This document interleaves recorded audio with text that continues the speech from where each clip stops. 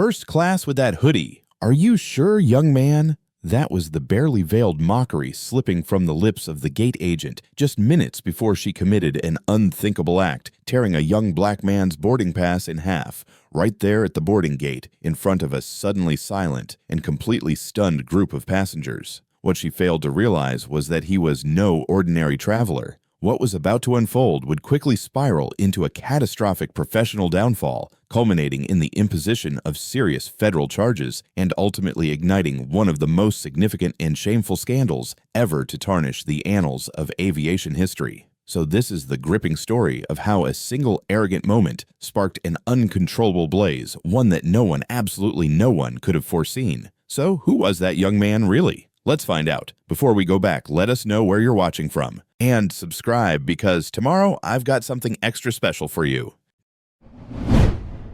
Julian Vance felt the profound, bone-deep weariness that only truly settled in after the successful conclusion of an exceptionally demanding high-stakes clandestine operation. For the preceding 14 days, he had been living a Spartan existence confined within the sterile walls of a nondescript hotel room in Seattle, meticulously spearheading a profoundly intricate undercover audit of airport security protocols. This ambitious undertaking, internally codenamed Operation Skywatch, was entirely his conceptual brainchild, meticulously engineered to rigorously stress test the nation's sprawling aviation security infrastructure from its innermost core outwards. It was an undeniably grueling, often thankless endeavor that necessitated painstaking observation, feigned ignorance to avoid detection, and the ceaseless solitary task of filing interminable reports in the quiet, desolate hours of the deepest night. Now the only impediment standing between him and the cherished comfort of his own bed in Washington, D.C. was a swift 3-hour flight. He had quite intentionally opted for an understated wardrobe for the homeward journey: simple dark-wash jeans, a faded but comfortable Howard University hoodie,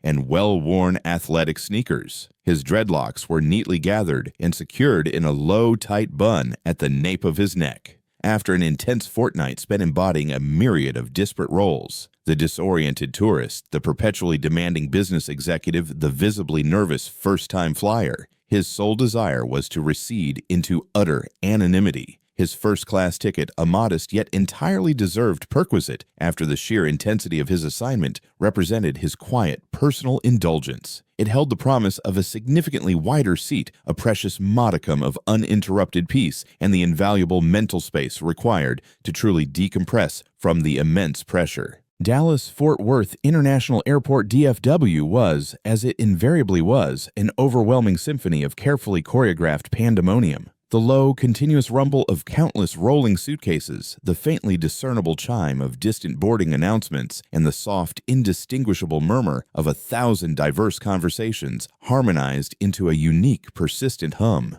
Julian navigated this veritable river of humanity with the seasoned-practiced ease of a truly experienced global traveler. His backpack, slung casually over one shoulder, contained nothing but his essential laptop, a compelling novel he hadn't yet had time to open, and a thick, confidential file brimming with preliminary findings that would in the imminent future send seismic tremors throughout the entire aviation sector. He arrived at Gate C-17, where Nexus Airways Flight 707 to Washington Dulles was slated to commence boarding in approximately 20 minutes. The immediate gate area was already densely populated, a rich mosaic of diverse faces, a boisterous family attempting to manage 4 overly excited young children, a phalanx of somber businessmen adorned in identical charcoal gray suits, an elderly couple companionably sharing a small bag of pretzels, and then, starkly prominent, there was the gate agent herself. Her gleaming name tag prominently displayed the name Doris in a sharp, almost austere corporate font.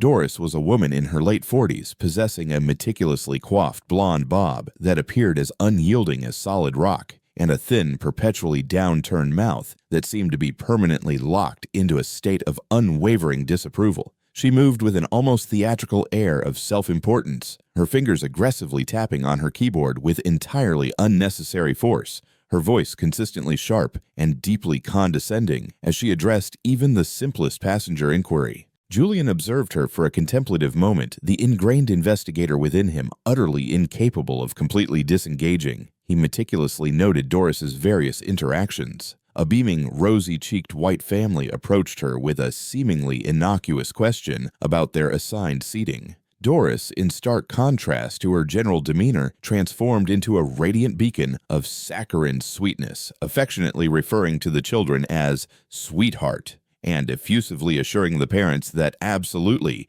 everything was perfect. An elderly Hispanic woman followed, hesitantly asking in a soft, deferential voice if the flight was adhering to its scheduled departure time. Doris, without even deigning to lift her gaze from her screen, snapped with cutting brusqueness, "It will board precisely when it boards. Just listen intently for the announcement." Julian felt a familiar, weary pang deep within his chest. It was, without a shadow of a doubt, a textbook manifestation of what he had internally categorized as authority bias. This phenomenon occurred when an individual in a position of perceived authority, regardless of its triviality, wielded their minuscule quantum of power to arbitrarily establish a rigid hierarchy, one founded entirely upon their deeply ingrained personal prejudices. It represented one of the myriad human elements that possessed the insidious potential to severely compromise the intricate fabric of security, a minuscule yet dangerously exploitable crack within the overarching system. Finally, the pre-boarding announcement crackled to life, echoing throughout the gate area. "We now cordially invite our esteemed first-class passengers to commence boarding. Please ensure you have your boarding pass and a valid government-issued identification ready for inspection." Julian calmly joined the burgeoning short line. When his turn inevitably arrived, he stepped forward with deliberate ease and presented his phone, its screen, displaying the digital boarding pass to the scanner. He then, with equal composure, extended his dark blue United States passport. Doris's eyes, cold and calculatingly assessing, first darted to the digital boarding pass, then flickered to Julian's face, and finally settled with an almost predatory intensity upon the passport. Her gaze, laden with implicit judgment, traveled slowly from Julian's simple hoodie, descended to his well-worn sneakers, and then ascended, lingering back to his composed face. The forced, almost performative smile she had bestowed upon the family moments prior had completely evaporated, supplanted by a flat, unequivocally challenging stare. "A passport for a domestic flight?" Doris inquired, her tone saturated with an almost palpable suspicion. "It is indeed my primary form of government-issued identification. And yes, it is entirely valid," Julian responded, his voice maintaining an even deliberate calm. He had utilized it throughout the entire past fortnight without a single reported issue, as it was, in fact, standard acceptable practice. Doris, with an air of dismissive condescension, took the dark blue booklet into her manicured fingers, flipping through its pages with an almost performative disdain. She then held it aloft, angling it meticulously towards the fluorescent overhead lights before squinting intensely at the embedded photograph. "This particular picture does not bear much resemblance to you, does it?" she remarked, her voice laced with an insinuation that hung heavy in the air. Julian remained perfectly still. The photograph, though 7 years old, was undeniably and unmistakably his own likeness. "My facial features have perhaps undergone less transformation than you might initially assume," he stated, still endeavoring to keep his tone light and unburdened. Doris emitted a short, derisive scoff. "Amusing! You appear notably younger here and, dare I say, considerably more content." She then tapped a meticulously manicured nail pointedly upon the data page.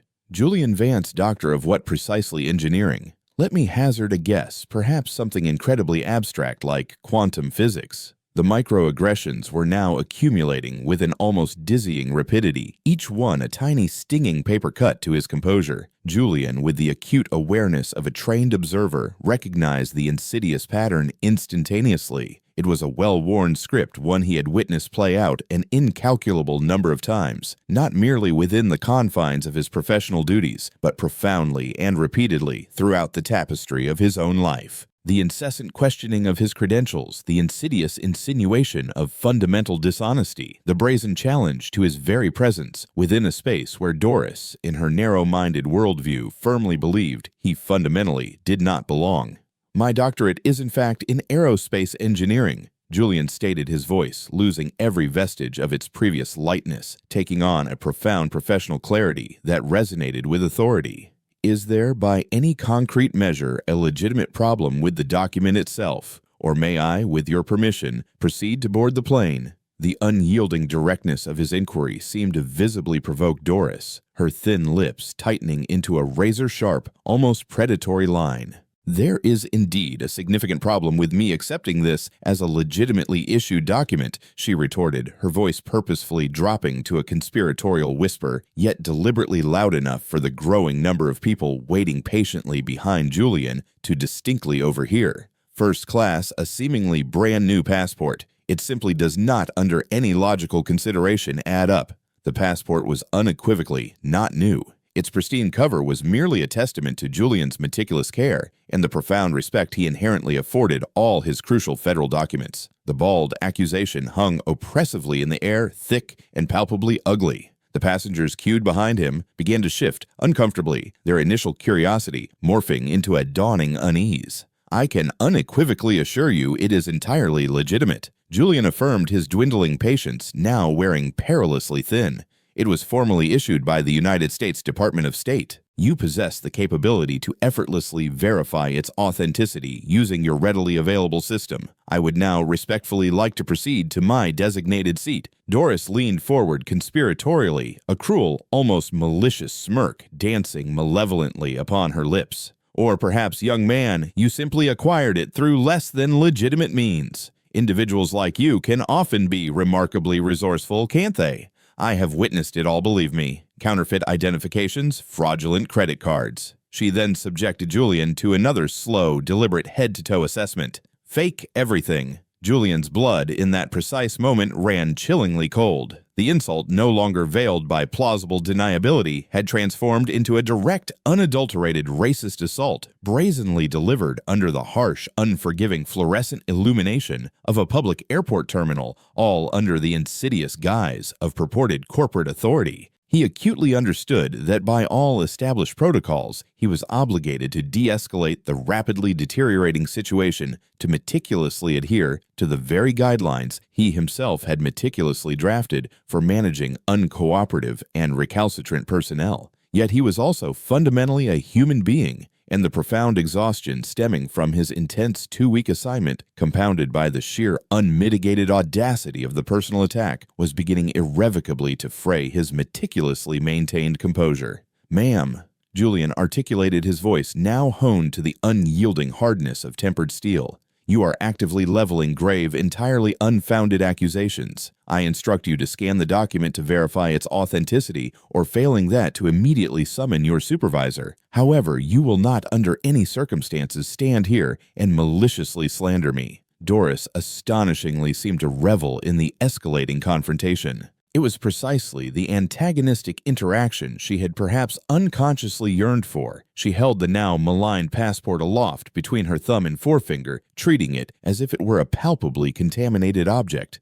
"Oh, I shall do far more than that," she hissed, her eyes gleaming with a strange, vindictive malevolence. "I am going to decisively resolve this entire deplorable situation right here, right now." And with a sudden, jarring, almost brutal twist of her wrists, she deliberately tore the passport in two. The sound, shockingly loud in the relative quietude of the boarding area, was a soft, yet utterly definitive, tearing a sound that seemed to physically vacuum all the ambient air from the space immediately surrounding them. The two distinct halves of the dark blue booklet bearing Julian's once pristine photograph and the solemn national seal, now irrevocably severed, fluttered tragically from Doris's fingers and landed with a quiet, devastating finality upon the counter's surface. For a single protracted moment, there was absolute pervasive silence. The myriad passengers standing in line stared, their mouths agape in stunned disbelief. Doris stood rigidly, her chest visibly puffed out, a triumphant, self-satisfied expression etched upon her face, as if she had just vanquished some colossal, malevolent entity. Julian's gaze dropped to the two tragically sundered pieces of his passport, the indispensable document that had for so many years carried him across the globe, the profound symbol of his unquestionable citizenship. The irrefutable proof of his very identity now lay irrevocably ruined, and in that harrowing moment, the weary traveler, the intentionally invisible man in casual sweats, utterly ceased to exist. In his place, Julian Vance, the federal investigator, the meticulous architect of Operation Skywatch, assumed complete command. The pervasive exhaustion vanished instantaneously, replaced by a profound surge of ice-cold, crystalline focus. Doris possessed absolutely no inkling of the catastrophic magnitude of what she had just in her myopic self-importance wrought. She, in her deluded mind, believed she had triumphed in a small petty skirmish against an individual she had arbitrarily deemed to be utterly unworthy. She could not, by any stretch of the imagination, have been more catastrophically incorrect. She had, in that singular moment of destructive hubris, unequivocally declared war. The profound silence that immediately followed the visceral tearing of the passport was in its stark intensity truly unsettling. It was an absolute vacuum, a void where the familiar comforting hum of the sprawling airport had previously resonated. Every single eye at gate C-17 was now inexorably fixated on the unfolding scene at the central boarding counter. The assembled businessmen had abruptly ceased their hushed, confidential conversations. The children within the family group were frozen, their previous boisterous energy instantaneously extinguished. A young woman standing several individuals back in the economy line instinctively and subtly raised her smartphone, its camera lens a small, dark, unblinking eye, now recording the entire tableau. Doris, in what appeared to be a perverse display of self-satisfaction, seemed to openly bask in the sudden undivided attention. She coolly crossed her arms, a smug, self-satisfied smirk permanently etched onto her pallid face. She had, in her distorted perception, unequivocally made her point. She had, to her own mind, successfully exposed a fraud, and in doing so had seemingly protected the sacrosanct integrity of her airline. She was in the twisted narrative of her own small, ugly story, the unacknowledged hero. Julian did not even for a fleeting moment glance at Doris. He did not bellow, nor did he break down in tears. His unwavering gaze remained fixed upon the two sundered halves of his passport, lying tragically on the worn Lebanese countertop. The stark, crisp edges of the tear were a visceral, agonizing wound. He clearly saw the severed eagle on the revered Great Seal of the United States, a potent symbol of the very nation he diligently served, now brutally bisected by an act of such petty yet profound malice. He slowly, deliberately raised his eyes and met Doris's triumphant, arrogant stare. Doris, in her profound misjudgment, fully anticipated a furious outburst of hysterics. She expected a tirade of accusatory words, perhaps even uncontrollable tears, a deeply satisfying meltdown that would, in her mind, unequivocally justify her heinous actions. What she received, however, was something far more unnerving, infinitely more terrifying, absolute, unnerving stillness. Julian's face was a placid, almost unnervingly controlled mask, yet his eyes held a new chilling intensity, a focus so razor-sharp and penetrating it felt like a palpable physical force in the stagnant air. The very air between them seemed to crackle with an unspoken imminent power. You have just in your profound ignorance and malice willfully destroyed a United States federal document, Julian articulated. His voice was unnaturally quiet, almost deceptively conversational, yet it carried with an almost unnatural clarity through the suddenly silent gate area. It was unequivocally not the voice of a mere victim. It was instead the resonant voice of an assessor, an unyielding judge. That, Miss Doris, is unequivocally a federal offense. Title 18, Section 1543 of the U.S. Code, mutilation or alteration of a passport. It carries a maximum penalty of up to 30 years in federal prison. Doris's smug smirk faltered for the very first time. A visible flicker of profound uncertainty, like a shadow, briefly crossed her previously defiant face. She had, in her small-minded expectations, been anticipating furious accusations of blatant racism, not assuredly precise citations of federal law. It was a counterfeit, she stammered her bravado, which moments before had seemed so formidable, now sounding utterly hollow and bereft of conviction. I was entirely within my rights as an agent of this airline to— You are not— Julian calmly yet definitively cut her off, his voice still remarkably level, but now edged with an undeniable authority that proved utterly impossible to disregard. You were provided with a meticulously defined procedure, a protocol on which you have, I would logically assume, been rigorously trained. Your responsibility dictates that you are to utilize the document scanner and the integrated UV light system to meticulously verify its intrinsic security features. Should any legitimate doubts regrettably persist, you are then explicitly instructed to immediately contact a supervising manager and concurrently summon airport security personnel. At no solitary point, Miss Doris, does that prescribed procedure involve you, a private citizen employed by a corporate entity, unilaterally deciding to physically destroy federal property. You fundamentally failed to adhere to established procedure. The question, therefore, is why? The profound question hung heavily in the air, echoing in the hushed space. It was not an angry, impetuous outburst. It was instead a cool, incisive interrogative demanding an answer. The young woman, still discreetly holding her phone, took a subtle, almost imperceptible step closer to the unfolding drama. I merely exercised my discretion, Doris stammered, her voice acquiring a desperate defensive edge, clinging to any semblance of justification. The paramount safety and security of this flight remains my unwavering responsibility. Your profound responsibility is to meticulously follow the overarching law and your company's meticulously defined regulations. Julian countered, taking a deliberate, measured step away from the counter, thereby subtly establishing a profound space of undisputed command. He then reached into his backpack, his movements unhurried, yet remarkably precise. Doris flinched almost imperceptibly, as if instinctively anticipating the sudden appearance of a weapon. Instead, Julian calmly retrieved his phone. He did not notably dial 911. He tapped a single pre-programmed contact nestled prominently on his favorites list. As the phone initiated its ringing, he spoke, his voice still pointedly directed at Doris, but clearly intended for the entire captivated audience now assembled. Allow me to meticulously articulate precisely what you have done, Miss Doris. You have not merely transgressed the law. You have, by your own ill-advised discretion, profoundly compromised the very security you purport to be safeguarding. An individual who consistently demonstrates such flagrantly poor judgment, who willingly permits personal bias to dictate their actions, and who is furthermore willing to recklessly escalate a given situation to such an egregious degree, is fundamentally not a guardian of safety. They are unequivocally a colossal gaping liability. The phone clicked, signaling that the call had been answered on the other end. Julian's entire demeanor subtly shifted once more. The previously hard edge in his voice softened imperceptibly, replaced by a tone of brisk professional urgency.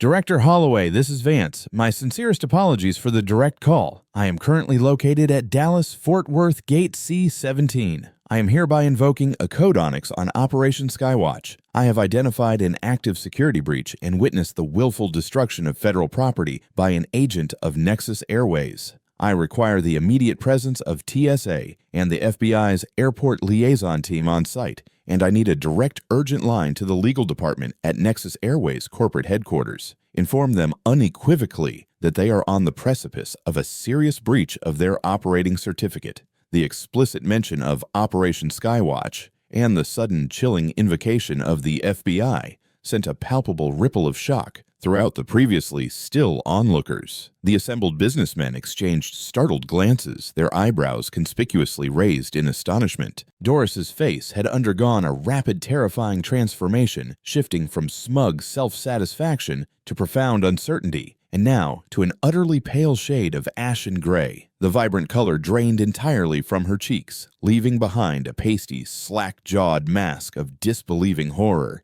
No, you're lying." Doris whispered the words, catching painfully in her constricted throat. "You're nobody." Julian calmly ended his phone call and looked directly into Doris's now hollowed eyes. The mask of the weary, unassuming traveler was utterly gone, completely burned away by the incandescent fire of his profound purpose. Now he was every single inch the formidable federal officer. "My name," he articulated, his voice resonating with the full, immense weight of his inherent authority, "is Julian Vance. I am the senior field agent for the National Transportation Safety Board's NTSB Office of Aviation Security and Oversight. The extensive operation I have been diligently leading for the past 14 days is a comprehensive national audit concerning your airline's steadfast compliance with all federal security mandates. Your egregious actions witnessed here today, your blatant profiling, your utter disregard for established protocol, and your unequivocally criminal destruction of my official credentials have not simply inconvenienced a passenger. You have, Miss Doris, provided a live, meticulously documented, and frankly spectacularly illustrative example of precisely the kind of systemic failure we, the NTSB, are here to painstakingly identify and ultimately eradicate." He paused, allowing the gravity of his words to profoundly sink in. So to definitively answer my earlier question, Doris, why did you fundamentally fail to follow established procedure? Was it merely inadequate training, or was it perhaps something far more insidious? Doris was rendered utterly speechless. Her mind was a chaotic whirlwind of frantic denial and overwhelming panic. This, she desperately told herself, simply could not be happening. The man in the simple college hoodie, the one she had so readily and smugly pegged as an obvious fraud, could not possibly be some high-level government agent. It had to be a cruel trick, an elaborate bluff. Just at that precise moment, a harried-looking man clad in a slightly too tight suit rushed precipitously towards the gate. "What in the blazes is transpiring here?" He demanded, his prominent name tag identifying him as Walter Hayes, the station supervisor. "Doris, what precisely have you done? We have a full flight to board." Doris frantically turned to him, her eyes wide with palpable desperation. "Walter, this man. He was attempting to board with a fraudulent passport. It was clearly a cheap forgery. I confiscated it."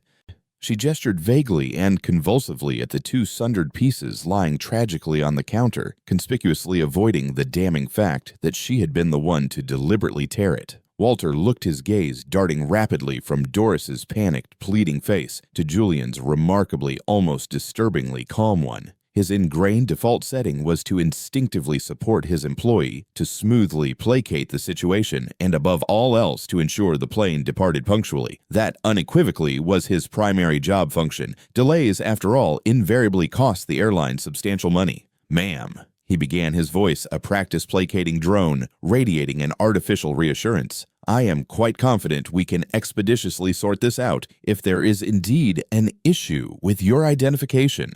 Your designated time to sort this out has irrevocably passed, Mr. Hayes." Julian retorted, his eyes momentarily flicking to the supervisor's name tag. "Your employee has demonstrably committed a federal felony. Your airline, Nexus Airways, is now officially under active investigation by the NTSB effective immediately. Flight 707 will not be departing. This gate C-17 is now formally declared a federal investigation scene. Nothing," he stated, his gaze sweeping with authoritative precision over the entire counter area, "is to be touched." As if on cue, two uniformed airport police officers materialized at the far end of the jet bridge, their expressions stern and unyielding. They were swiftly followed by two additional individuals impeccably dressed in sharp dark suits, who moved with the unmistakable quiet confidence of seasoned federal agents. The ambient hum of the airport was gradually returning, but now it was distinctively layered with the crisp crackle of police radios and the urgent hushed murmurs of the now agitated crowd. Doris looked at the approaching officers, then her gaze flickered to the two sundered halves of the passport, and finally it settled on Julian's unyielding, resolute face. The chilling reality of the dire situation finally crashed down upon her, a tidal wave of pure, undiluted horror. The smugness, the fleeting sense of power, the vindictive pleasure she had briefly savored, it all evaporated instantaneously, replaced by a raw, primal, overwhelming fear. She hadn't just made a simple mistake. She had irrevocably ended her career. She had, in a single, impulsive act, utterly destroyed her life. And it had all transpired within the agonizing span of 5 minutes, commencing with a derisive sneer and culminating in the soft, yet profoundly destructive tearing sound of her own ruin. The unexpected arrival of law enforcement personnel unequivocally flipped a switch in the atmosphere at Gate C-17. The dramatic scene transformed almost instantaneously from a shocking public spectacle into a formal, gravity-laden proceeding. The two airport police officers, stern and entirely professional, immediately established a secure perimeter. "Folks, we are going to respectfully require you to clear the immediate area," one of the officers announced, his voice brooking absolutely no argument. "Please step back from the gate area, maintaining a safe distance." The assembled passengers, who had previously been a captive, fascinated audience, now shuffled reluctantly backward, a low wave of murmuring rippling through them. They were no longer merely passive witnesses. They were now, by virtue of circumstance, bystanders to an official unfolding incident. The young woman, who had been discreetly filming, lowered her phone, but she did not crucially cease the recording, allowing it to hang by her side, its lens still silently consuming the entire scene. The two plainclothes agents from the NTSB's Airport Liaison Office, with an air of direct purpose, approached Julian, directly bypassing every other individual present. One was a tall man possessing a remarkably calm demeanor. The other was a slightly shorter woman with piercingly sharp, intelligent eyes. "Vance," the man inquired, his voice low and imbued with profound respect. "Agent Miller, this is Agent Davies. We received the urgent call from Director Holloway. What is the current situation?" Before Julian could even begin to respond, Walter, the station supervisor, aggressively stepped forward, his face a mask of bewildered indignation. "Hold on just a moment. Who precisely is in charge here? This is unequivocally a Nexus Airways gate. This is my station. This man," he exclaimed, gesturing wildly at Julian, his voice rising sharply in volume, "is making threats and actively disrupting our entire operation."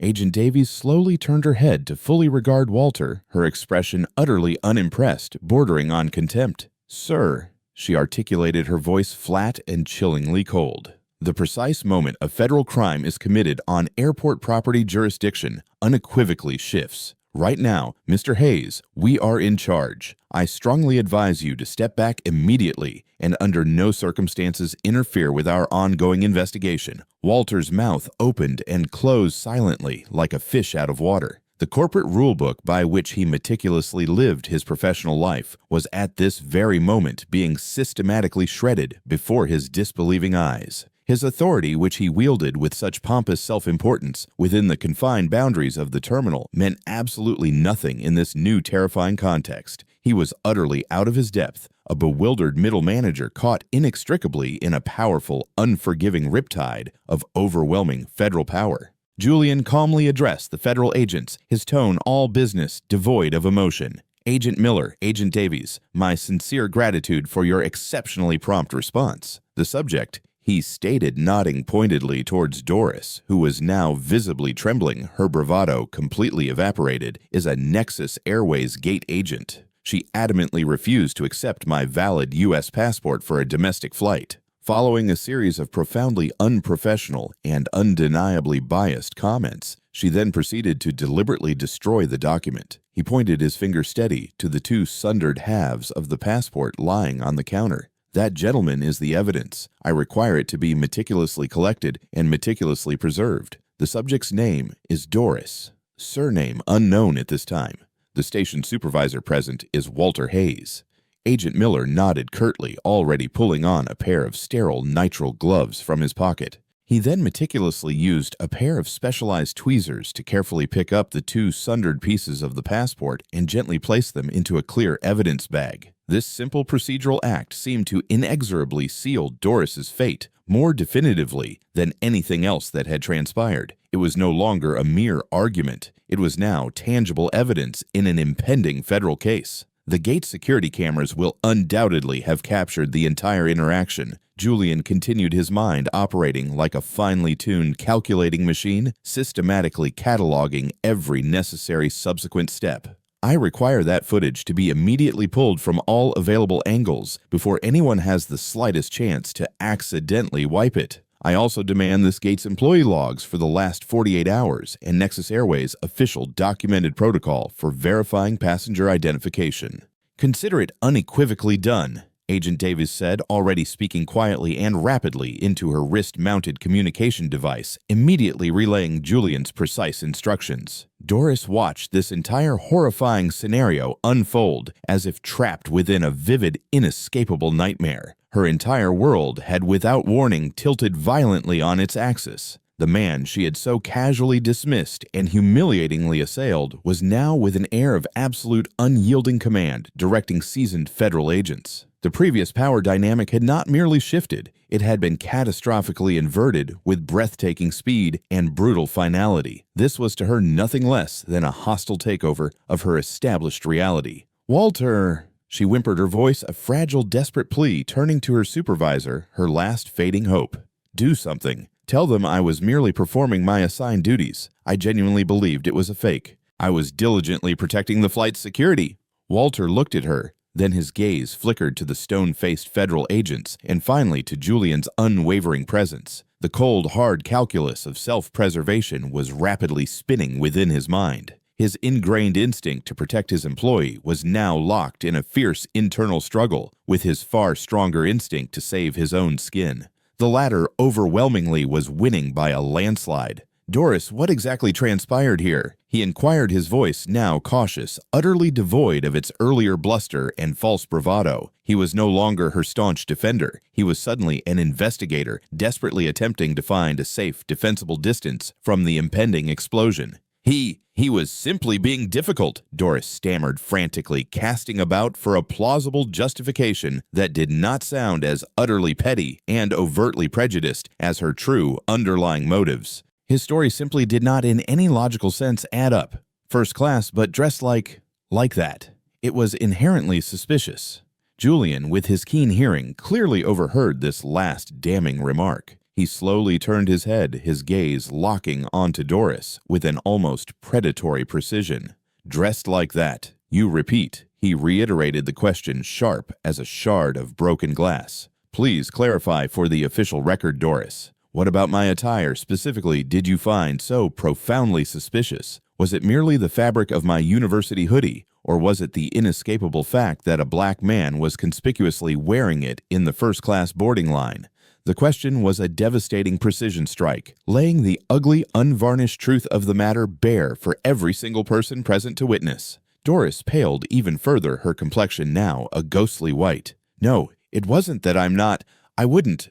You wouldn't what? Julian pressed, utterly relentless, giving her no quarter. You wouldn't judge a passenger based on their race. Your actions, Miss Doris, and your own articulated words unequivocally suggest otherwise, and I strongly suspect your extensive employment history will definitively corroborate that assertion. He then turned to Agent Davies. I request the subject's entire complaint history from Nexus Airways HR. I want to see every single formal and informal complaint ever officially filed against her. A small, strangled gasp escaped Doris's trembling lips. She instantly recalled the visibly pregnant Mrs. Sanchez from last Christmas, whose son had filed a formal complaint after Doris had adamantly refused to permit her to board with her essential walker until every other passenger had been fully seated on the plane. She vividly remembered the young Sikh man she had with malicious intent insisted on having randomly selected for additional invasive screening 3 consecutive times in a single day. She recalled the countless subtle eye rolls, the exasperated sighs, and the dismissive, cutting comments she had directed at people who simply did not resemble her or speak with her accent.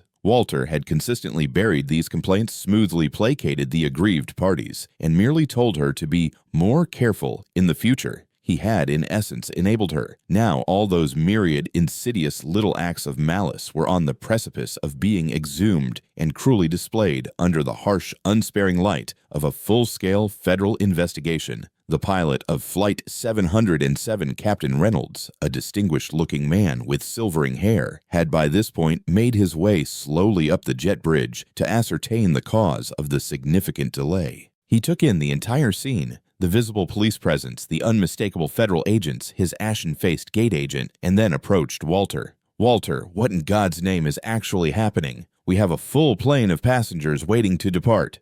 Flight's been officially grounded, Captain, Agent Miller stated flatly, his voice devoid of emotion. This is, as of now, an active crime scene.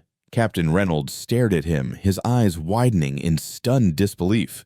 A crime scene over what precisely? Julian, without hesitation, provided the chilling answer. Your gate agent assaulted a federal officer in the performance of his official duties. It was arguably a slight reframing of the actual events, asserting that destroying his credentials constituted assaulting an officer. But it was technically legally true, and it carried precisely the profound weight and authority he intended. The captain's eyes widened further, his gaze now settling upon Doris with a new, horrified understanding. The entire flight crew's professional fate was inextricably tied to the airline's overall performance and reputation. An incident of this catastrophic magnitude, a full-scale federal investigation, launched instantaneously and on the very spot, was without question utterly disastrous. It would inevitably entail comprehensive audits, grueling interviews, and a permanent, indelible black mark on the career of everyone even tangentially involved. My most sincere apologies, sir, he stated, now addressing Julian directly and with profound newfound respect.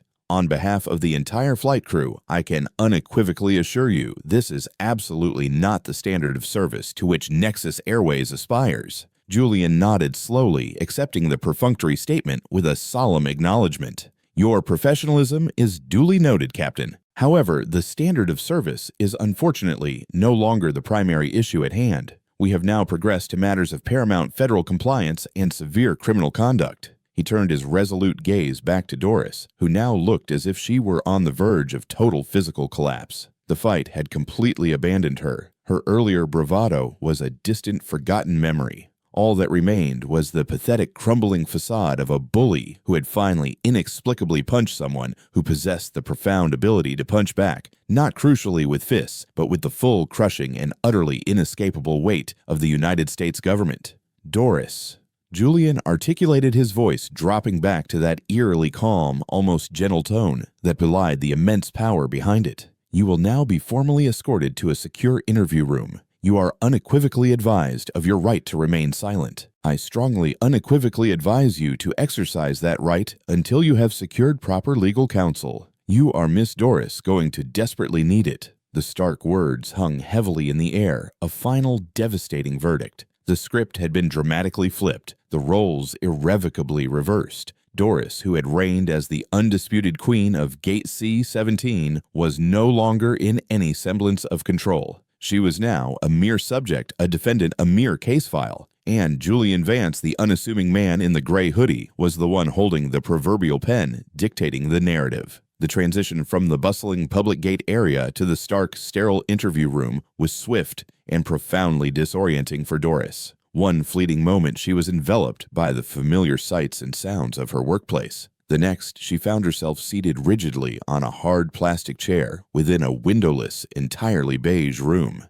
The sparse furniture consisted solely of a metal table bolted firmly to the floor and 3 identical chairs. Agent Davies sat directly opposite her, a folder and a solitary pen, her only visible props. Agent Miller stood silently by the door, a stoic presence. The air was thick with the cloying scent of institutional cleaning supplies and the heavy, palpable aroma of stale regret. Doris's mind was a frantic, chaotic scramble of desperate thoughts. This, she adamantly convinced herself, had to be a profound misunderstanding, a colossal, unfathomable overreaction. She was, by her own estimation, a good, diligent employee. 19 years with Nexus Airways, steadily progressing from baggage handler to the highly coveted, prestigious position of lead gate agent. She possessed undisputed seniority. She had Walter's unwavering protection. This, she desperately reasoned, simply could not be happening to her. I wish to call my husband.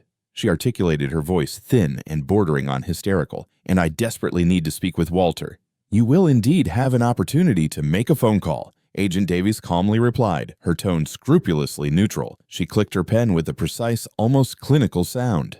Mr. Hayes is currently in a separate room, providing his own comprehensive statement. For the immediate present, Miss Kowalski, I merely have a few preliminary questions. She then calmly opened the folder. Inside, positioned neatly, was a single sheet of paper with Doris's employee photograph clipped securely to the top. Your full name for the official record is Doris K. Kowalski, correct? Yes. Doris whispered, her voice barely audible. And you have successfully held the position of lead gate agent at this particular station for 6 years. Is that accurate? Yes, Doris reiterated. Agent Davies made a small, precise checkmark on her paper. Miss Kowalski, during your nearly 2 decades of employment with Nexus Airways, how many instances have you received formal training on the Passenger Identification and Verification PIV protocol? I don't know the precise number, Doris stammered. Every single year we are provided with mandatory refreshers. And what precisely does that meticulously defined protocol instruct you to do if you harbor a suspicion that a passenger's identification document is fraudulent? Doris's throat felt bone dry, as if sandpapered. We are explicitly supposed to utilize the verification equipment, specifically the UV light, and if any legitimate doubts stubbornly remain, we are instructed to contact a supervisor or, failing that, airport security personnel. And did you, Miss Kowalski, utilize the verification equipment on Mr. Vance's passport? No. Doris admitted the word a confession. The crucial equipment was in fact positioned directly within her counter, easily accessible. It would have required a mere 5 seconds of her time. And why, pray tell, did you not? Because I simply had a feeling, Doris weakly offered. It just looked off. The way he was dressed, his overall attitude, it was all wrong. I was merely being proactive about security, you see.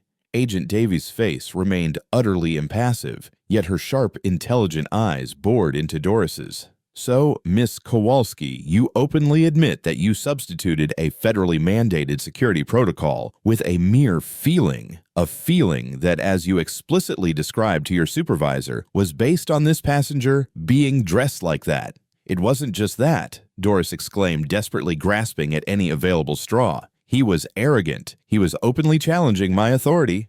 "Is it your professional understanding that a passenger respectfully asking you to perform your job duties constitutes a direct challenge to your authority, Miss Kowalski?"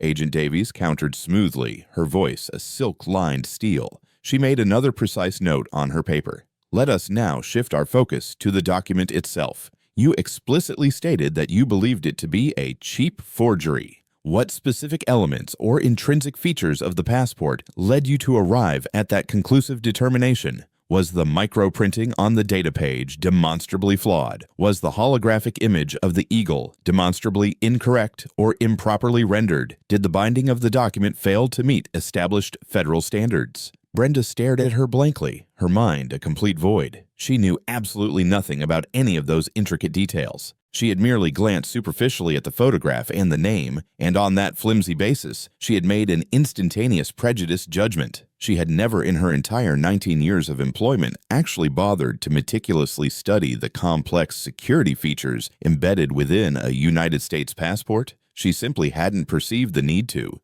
She just, in her simplistic worldview, knew. It just looked fake." She mumbled, the inherent weakness of her own self-serving excuse echoing pathetically in the small, oppressive room. "So to be unequivocally clear," Agent Davies summarized, her voice cutting with surgical precision through the thick fog of Doris's escalating panic. "With absolutely no technical basis whatsoever, you deliberately ignored your comprehensive training, overtly profiled a passenger based entirely on his appearance and presumed race. And then, when subsequently questioned, you committed a federal felony by willfully destroying the very document you were officially tasked to inspect. Is that, Miss Kowalski, an accurate and comprehensive summary of events?" The words, laid out so plainly, so starkly, were utterly devastating in their unvarnished truth. Doris felt a sudden, overwhelming wave of nausea wash over her. I want a lawyer," she whispered, her voice barely a breath. "A wise decision, Miss Kowalski," Agent Davis stated calmly, closing the folder. She then stood up purposefully. "You will now be formally processed by airport police. The U.S. Attorney's Office will be in direct contact with you regarding the federal charges." As Agent Miller expeditiously escorted a stunned and now sobbing Doris from the room, Julian was concurrently in the station supervisor's office with Walter Hayes. It was a cluttered, notoriously messy space, adorned with dusty, tarnished awards for on-time departures, and numerous framed photographs of Walter shaking hands with various smiling airline executives. Julian sat comfortably in Walter's own chair behind his cluttered desk, while Walter himself perched nervously and uncomfortably on the very edge of a visitor's chair. The profound power reversal was absolute and undeniable. Agent Miller had earlier brought Julian the initial printouts he had meticulously requested. The first was the gate security footage seamlessly synced to an iPad. The second was a thin yet damning file, Doris Kowalski's extensive complaint history. "Mr. Hayes," Julian began, his voice calm, measured, and utterly deliberate. "I have been meticulously reviewing your employee's file. In the last 5 years alone, there have been no less than 17 formal complaints officially lodged against Miss Kowalski. 12 of those were specifically from passengers of color, 3 from passengers with documented disabilities, and 2 from passengers who appeared to be of Asian descent." Walter shifted uncomfortably in his seat, beads of sweat beginning to form on his brow. "We receive complaints all the time, Mr. Vance. It's simply the inherent nature of customer service in this industry. People invariably get upset when they miss their flights, for example." "Oh, Mr. Hayes, I assure you I am not referring to trivial matters such as missed flights." Julian articulated, his eyes narrowing perceptibly. "I am in fact referring to a formal complaint from a Mr. Lee Chen, who explicitly stated that Miss Kowalski loudly and condescendingly inquired if he spoke English when he presented a perfectly valid California driver's license. I am referring to a complaint from Miss." Priya Singh, who alleges Miss Kowalski inexplicably lost her pre-assigned seat assignment for her and her 2 young children after she politely requested a vegetarian meal. I am referring to a complaint from a decorated retired Marine Corps sergeant, a triple amputee who unequivocally claims Miss Kowalski callously told him he was holding up the entire line and should have requested wheelchair assistance, despite the fact that he was demonstrably perfectly capable of walking with his advanced prosthetics. He then, with deliberate precision, pushed the damning file across the desk towards Walter. And on every single one of these complaints, Mr. Hayes, I observe your unmistakable signature. Action taken counseled employee. Action taken verbal warning. Action taken case closed. Tell me, Mr. Hayes, what did this supposed counseling truly entail? Walter began to sweat profusely, his complexion turning an ashen gray. I spoke with Doris. I explicitly told her she needed to be more careful with her choice of words, that she absolutely had to treat every single passenger with the utmost respect. And yet, Mr. Hayes, the pervasive pattern of behavior continued. In fact, it demonstrably escalated. Julian stated, his voice unwavering. It progressed from mere verbal insults to deliberate obstruction, and today it tragically culminated in a severe criminal act. What you, Mr. Hayes, euphemistically refer to as counseling, the NTSB unequivocally defines as gross managerial negligence. You were not effectively managing an employee. You were undeniably enabling a known pervasive liability. You actively cultivated a culture within this gate area where prejudice was not merely permissible, but implicitly encouraged as long as the planes departed punctually. You, Mr. Hayes, are as demonstrably culpable in this entire debacle as she is. Walter's face, already pale, now turned the color of deathly ash. That's simply not true. I am a highly effective manager. A highly effective manager, Julian retorted, leaning forward slightly, his gaze piercing, does not have an employee who feels so profoundly empowered that they rip up a passenger's passport in front of 50 bewildered people. A truly effective manager would have meticulously identified this deeply troubling pattern of behavior and proactively removed the systemic threat. You, Mr. Hayes, failed to do so. You buried it. And now, Mr. Hayes, it has irrevocably buried you. He then stood up, signaling the end of their conversation. Your airline's operating certificate, Mr. Hayes, is inextricably contingent upon its unwavering adherence to federal law and all NTSB aviation security directives. Those directives, Mr. Hayes, unequivocally include stringent provisions against discriminatory practices, as such practices inherently create volatile and dangerously unpredictable security risks within the aviation system. You and your star employee have unfortunately provided us with a textbook irrefutable case study of such a failure. The NTSB will be launching a full top-to-bottom audit of this entire Dallas-Fort Worth hub effective immediately. Every single log, every employee file, every operational procedure will be meticulously scrutinized. We are going to place your entire operation under a high-powered microscope, Mr. Hayes, and I strongly suspect we are going to unearth significantly more than just one rogue gate agent. Walter stared at him, his entire world collapsing precipitously around him. The myriad awards adorning his office wall now seemed to mock him with their hollow grandeur. His entire career meticulously constructed upon a precarious foundation of cutting corners and deliberately looking the other way was about to be systematically and irrevocably dismantled. Julian walked deliberately to the door, pausing momentarily with his hand resting upon the cool brass knob. He then turned back to face Walter. Oh, and Mr. Hayes, I have already reviewed the security footage, specifically the part where your employee refers to me as arrogant for merely requesting that she perform her designated job duties. You can anticipate receiving a formal subpoena to testify about that particular incident under oath. I would strongly advise you to begin thinking very carefully about what your precise definition of counseling truly encompasses. He then walked out, leaving Walter utterly alone in the cluttered, suffocating office, the profound silence broken only by the frantic, panicked thumping of his own terrified heart. The irreversible unraveling had begun, and it was destined to be far faster and infinitely more painful than he could have ever conceivably imagined. Julian Vance's solemn promise of placing the Nexus Airways Dallas-Fort Worth hub under a microscope was not a mere threat. It was a cold, hard statement of undeniable fact. Within a matter of hours, what had commenced with a single tragically torn passport at Gate C-17 metastasized into a full-scale federal audit of monumental proportions.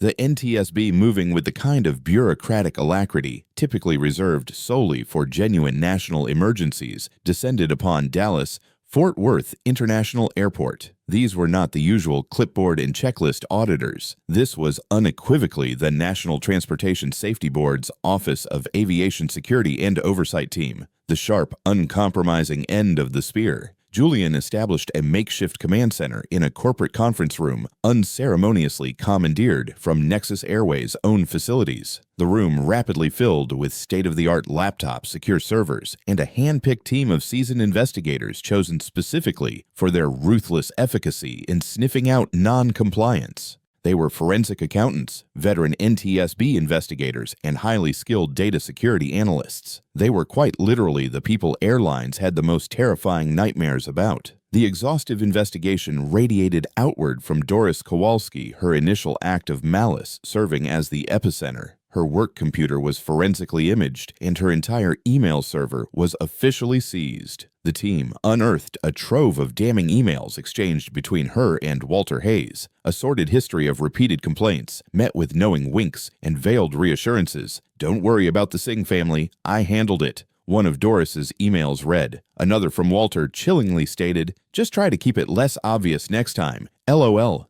The casual LOL was, in effect, a final unceremonious nail in Walter's professional coffin, but Doris, it became painfully clear, was merely a loose thread in a far grander, more intricate tapestry of corruption. As Julian's team meticulously pulled on this thread, the entire fragile fabric of the Dallas-Fort Worth station began inexorably to unravel. The comprehensive audit of employee files, which Walter had so ineptly and negligently guarded, startlingly revealed that Doris's egregious case was far from an isolated anomaly. It was instead merely the most flagrant and public example. They discovered other employees exhibiting profoundly disturbing patterns of discriminatory behavior. A baggage-handling supervisor who consistently and inexplicably lost the luggage of passengers with African or Middle Eastern-sounding names. A ticketing agent who possessed a statistically impossible record of assigning minority families to undesirable middle seats,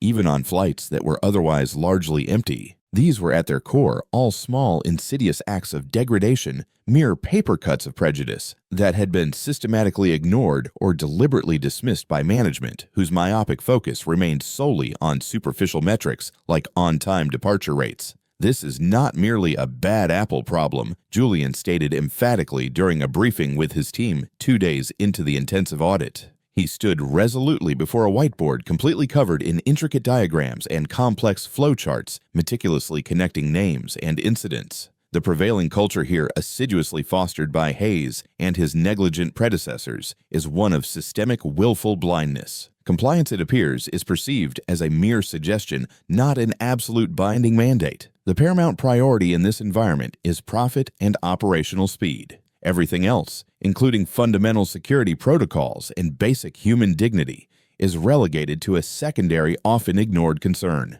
The most damning, unequivocally incriminating discovery emerged from the maintenance logs. A highly skilled analyst meticulously cross-referencing parts inventory with flight records stumbled upon alarming discrepancies. Minor ones at first, but the pervasive pattern was undeniable and chilling. Nexus Airways' Dallas-Fort Worth station was brazenly cutting critical corners. They were deliberately extending the service life of non-critical aircraft parts far beyond the manufacturer's stringent recommendations. They were furthermore pencil-whipping essential inspections, signing off on crucial checks that were in stark reality never actually performed. They horrifyingly uncovered the case of Flight 313 from 4 months prior, a flight bound for Seattle that had been forced to make an emergency landing in Denver due to a catastrophic cabin pressure sensor failure. The official report, conspicuously signed by Walter Hayes, had deceitfully attributed the incident to an unforeseeable parts malfunction. The meticulous NTSB audit, however, unearthed the grim, unvarnished truth. The very sensor that had failed was shockingly on its 4th life extension, 2 extensions beyond the absolute legal limit. The inspection report for its last alleged check was furthermore signed by a mechanic who was, according to meticulously verified payroll records, unequivocally on paternity leave in the Dominican Republic on the precise day of the purported inspection. Walter Hayes had not merely ignored rampant racism, he had actively and criminally participated in a calculated cover-up that unequivocally endangered the lives of hundreds of innocent passengers. The torn passport was, in the grand scheme of things, no longer the primary crime. It was merely the serendipitous key that had fortuitously unlocked a vast, sprawling vault of systemic corruption. Julian then sat down with Captain Reynolds, the pilot, from the canceled Flight 707. The captain had been officially grounded pending the investigation along with his entire crew. He was visibly angry, deeply embarrassed, and utterly terrified for his entire professional career. "Captain," Julian began, his tone professional, yet not entirely unkind, "I have meticulously reviewed your record. It is, by all accounts, exemplary. 25 years of dedicated service, not a single blemish. Which is precisely why I find it remarkably difficult to believe you were completely unaware of the pervasive lax culture at this station." Reynolds shifted uncomfortably in his seat.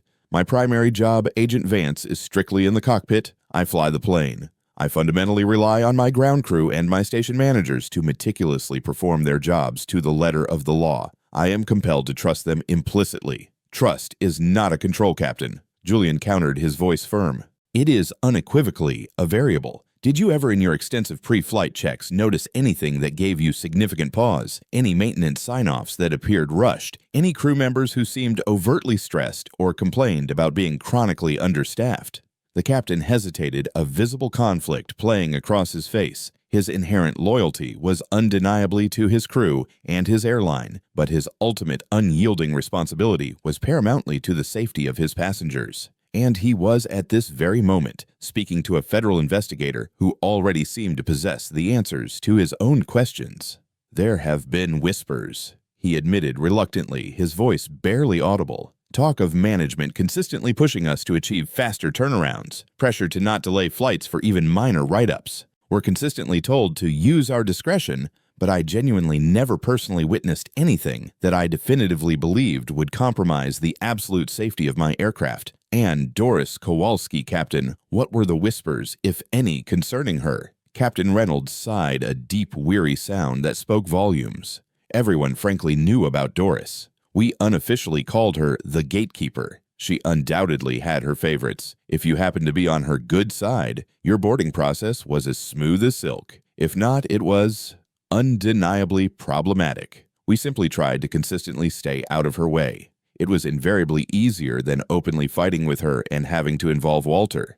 So, Captain, you were by your own admission fully aware of her profoundly troubling behavior. Julian concluded, his voice unwavering. And you, along with many others, made a conscious, deliberate choice to ignore it all for the dubious sake of an easier day. That, Captain, is unequivocally called complicity. It is the very soil in which people like Doris and Walter insidiously grow. The word struck the captain with the force of a physical blow. He had always naively considered himself to be one of the good guys, a man of unshakable integrity. But Julian was in that moment demonstrating to him that integrity was not a passive state. It was, in fact, an active, continuous choice. And he, along with countless others, had demonstrably failed to make it. The pervasive investigation was no longer merely about a single isolated incident. It was now fundamentally about the insidious rot that can fester and expand within a large, complex organization when naked profit is consistently prioritized over people, when crucial accountability is systematically sacrificed for mere convenience, and when even small,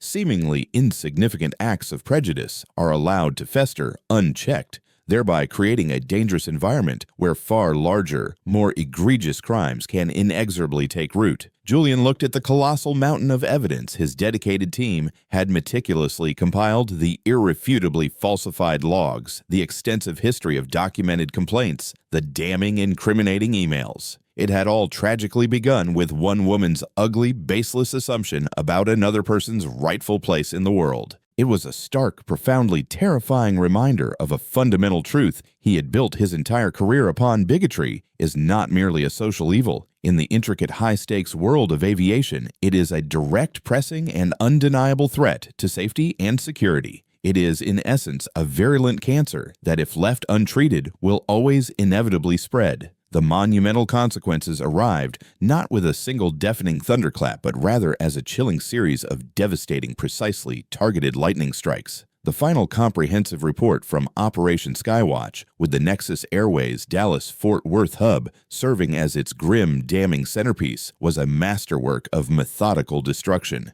It was strategically leaked to a major national news outlet, a calculated move orchestrated by Julian's boss, Director Holloway, to ensure the full, horrifying story could not be buried or suppressed. And the immediate fallout was, without exaggeration, instantaneous and utterly catastrophic. For Doris Kowalski, the karmic retribution was swift and absolute. Fired by Nexus Airways within an hour of the story breaking publicly, she was formally arrested the very next day. The indelible image of her being led in handcuffs from her suburban home, her face a crumpled mask of disbelieving horror, became the enduring visual icon of the entire scandal. She was formally charged with the willful destruction of a federal document, but the U.S. attorney, spurred by the immense public outcry and the overwhelming mountain of irrefutable evidence detailing her pervasive discriminatory practices, formally added severe civil rights charges to the indictment. Her deeply ingrained prejudice and ill will towards Julian Vance would inevitably cost her years of her life. Her legal defense crumbled completely when Walter Hayes, in a desperate last-ditch bid for leniency for himself, reluctantly agreed to testify against her, meticulously detailing his years of what he euphemistically called counseling, that were in truth nothing more than conspiratorial pats on the back.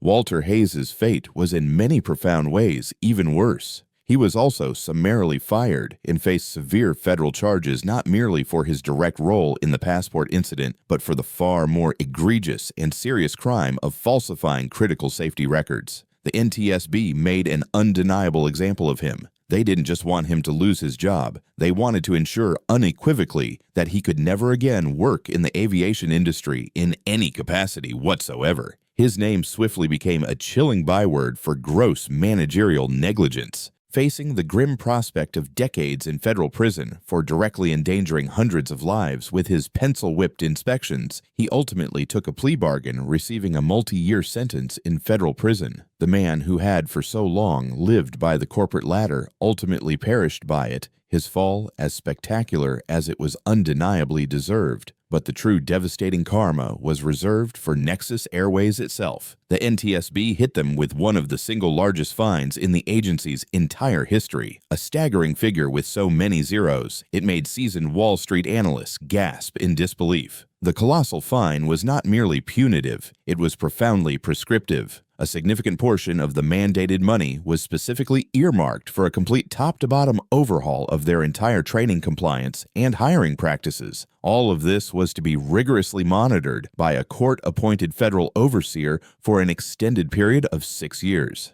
Julian Vance himself personally helped to meticulously draft the stringent terms of the final settlement. The airline's stock plummeted dramatically, passengers initiated widespread boycotts, and the resulting public relations nightmare was relentless and unforgiving. The harrowing story of the racist gate agent who defiantly tore up a passport became a national cautionary tale, a stark warning. The Nexus Airways brand, once vaguely associated with budget-friendly travel, was now irrevocably synonymous with prejudice and systemic corruption. They were compelled to launch a humiliating public apology tour with their CEO appearing on national television, his face a grimace of forced, transparent contrition. The young woman who had filmed the initial damning incident on her smartphone became a minor overnight celebrity. Her video was played incessantly on every major news channel, serving as a clear, irrefutable, and damning record of Doris's unadulterated malice. She was extensively interviewed, widely praised for her quick thinking, and held up as a shining example of citizen journalism. She later quietly received a personal note of heartfelt thanks from Julian himself. 6 months later, Julian Vance stood confidently at a podium in a congressional hearing room on Capitol Hill.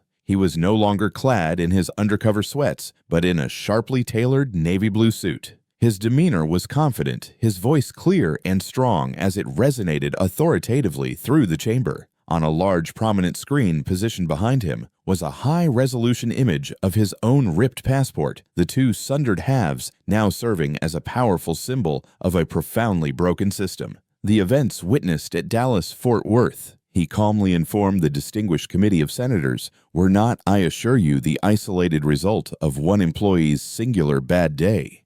They were, in fact, the inevitable horrifying result of a corporate culture that actively tolerated bigotry, consistently prioritized operational speed over fundamental safety, and deliberately ignored the fundamental principle that security is irrevocably compromised the very moment we begin to make baseless assumptions rooted in a person's race, religion, or superficial appearance. The actions of Miss Kowalski were not merely a profound insult to me personally. They were unequivocally an affront to every single citizen who places their trust in us to keep them safe. They were a direct, undeniable threat to the very integrity of our national aviation system.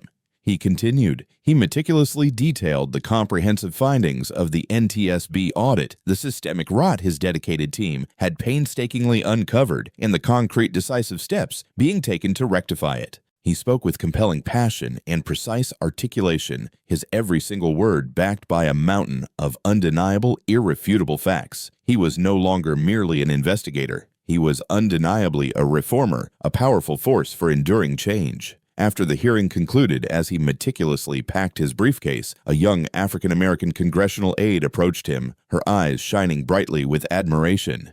"Mr. Vance," she articulated, her voice thick with genuine emotion, "thank you for not backing down for what you so courageously did." Julian offered a small, genuine smile. He thought of the profound humiliation at the gate, the ice-cold fury that had filled him, and the long, exhausting months that had inexorably followed. "I just did my job," he replied simply. As he walked out into the bright DC sunlight, he felt a profound sense of weary satisfaction. The karma that had so decisively struck Doris Walter and Nexus Airways was not mystical or magical. It was instead methodical. It was procedural. It was the simple yet immensely powerful consequence of a system that, when unequivocally forced, finally held the corrupt and complicit to account. It was the hard-earned, undeniable result of one man refusing to be invisible, and in doing so ensuring that the ugly rot he had so bravely exposed would finally definitively be brought into the unsparing light.